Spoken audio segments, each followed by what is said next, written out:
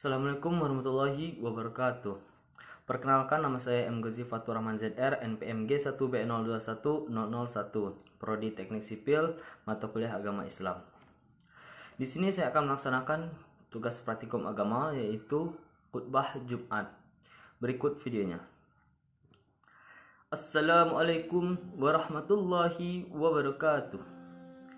Innal hamdalillah nahwaduhu wa nasta'inu wastaghfiruhu wa a'udzu billahi min syururi anfusina wa min sayyiati amalina.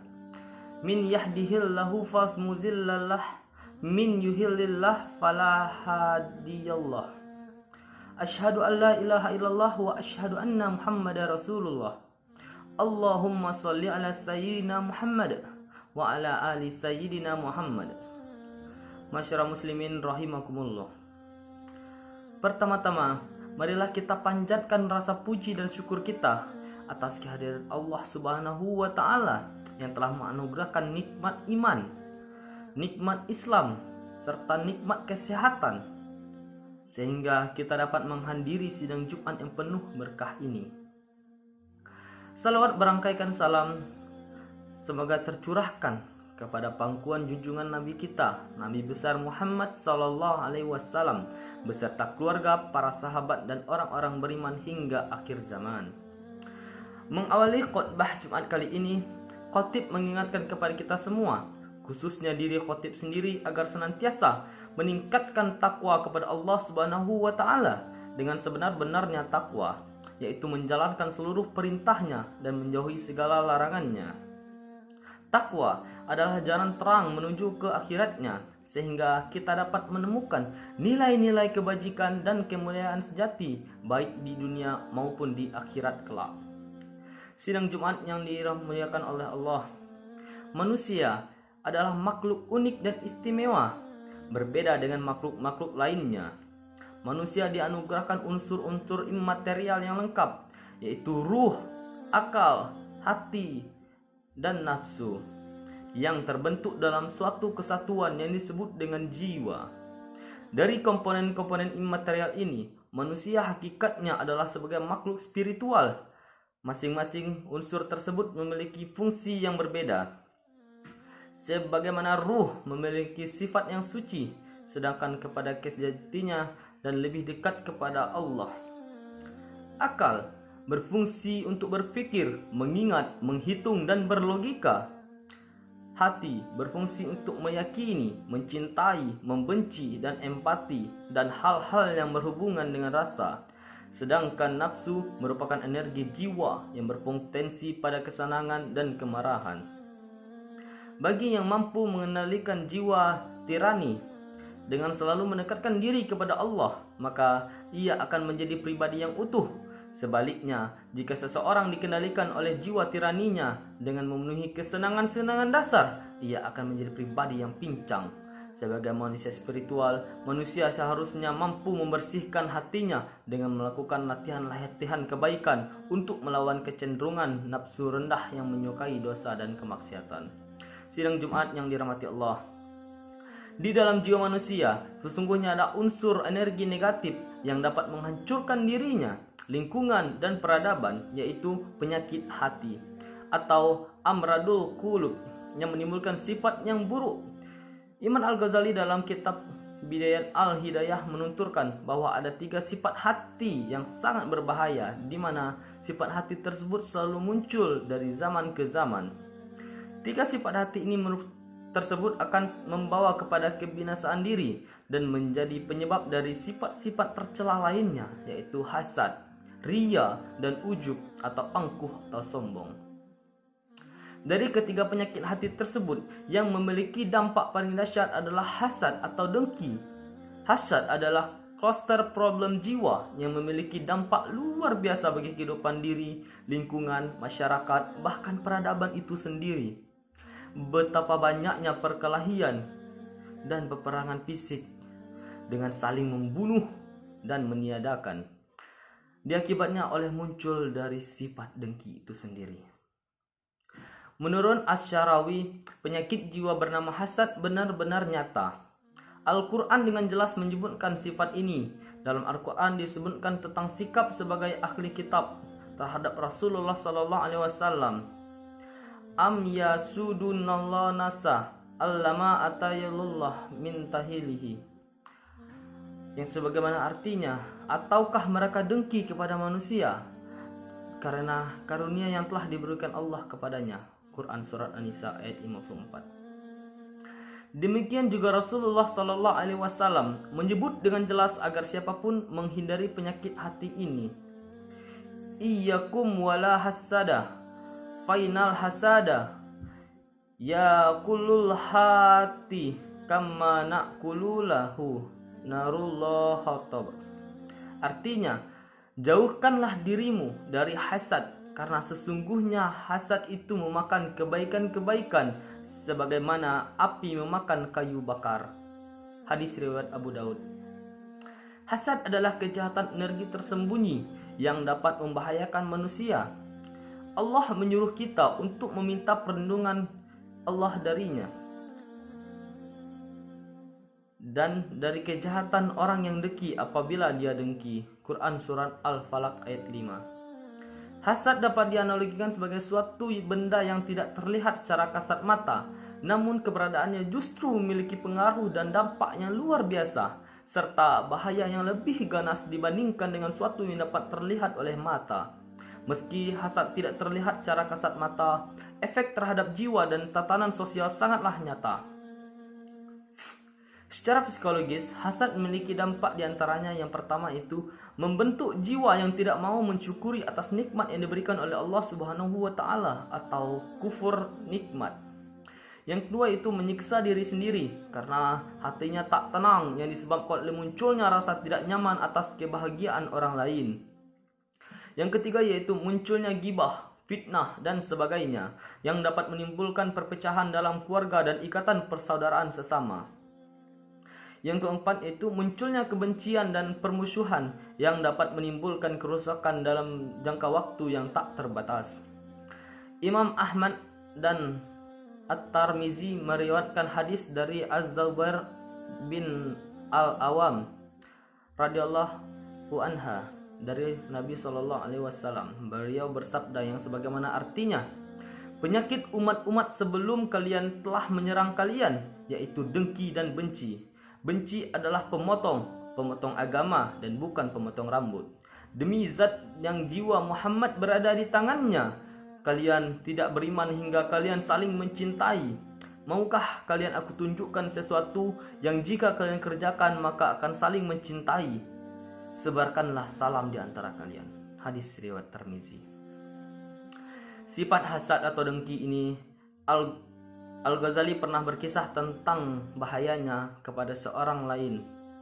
Hasad adalah sikap batin yang tidak senang terhadap kebahagiaan orang lain dan berusaha untuk menghilangkan dari orang tersebut. Menurutnya, hasad adalah cabang dari syuk, yaitu sifat batin yang bakil untuk berbuat baik. Masyarakat muslimin rahimakumullah.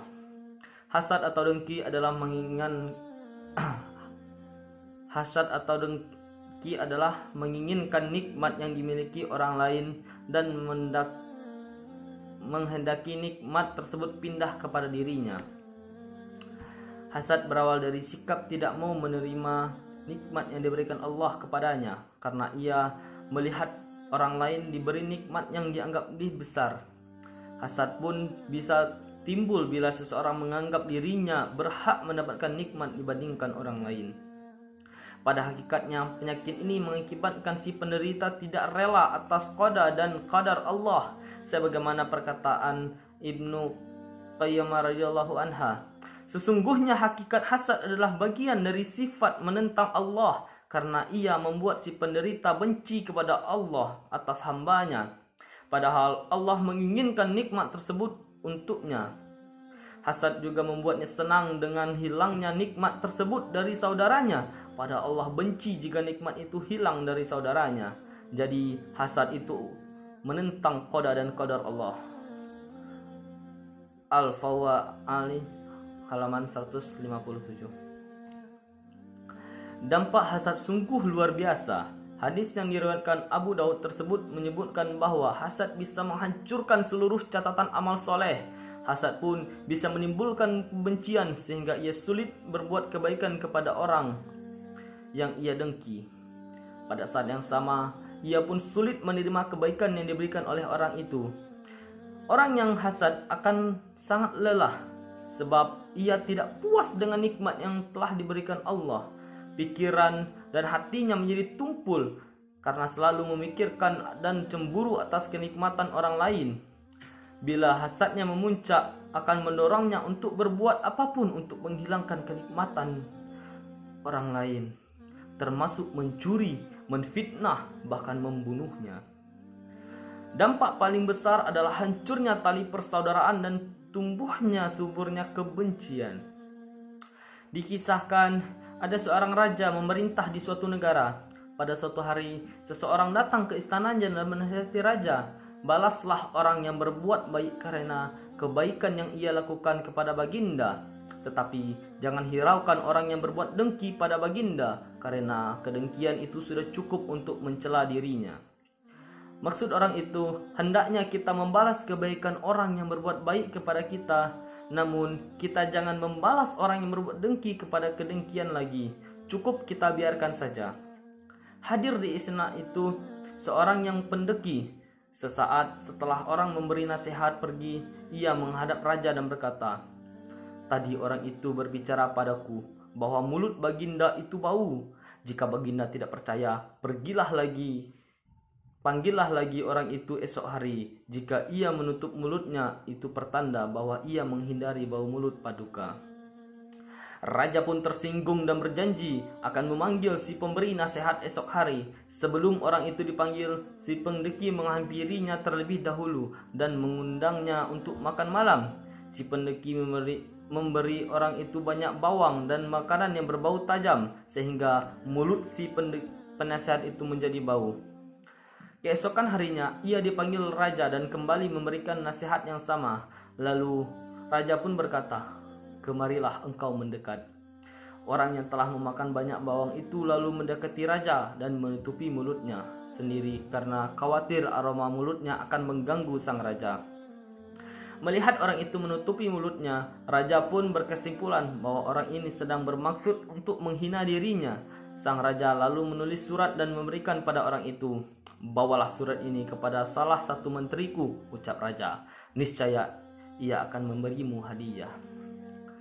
Sebetulnya surat yang ditulis raja bukanlah surat yang memberi hadiah. Raja sangat tersinggung karena itu ia menulis dalam surat itu, "Hai menteriku, jika engkau bertemu dengan orang yang membawa surat ini, penggallah kepalanya, kemudian bawalah kepala orang ini kepada hadapanku."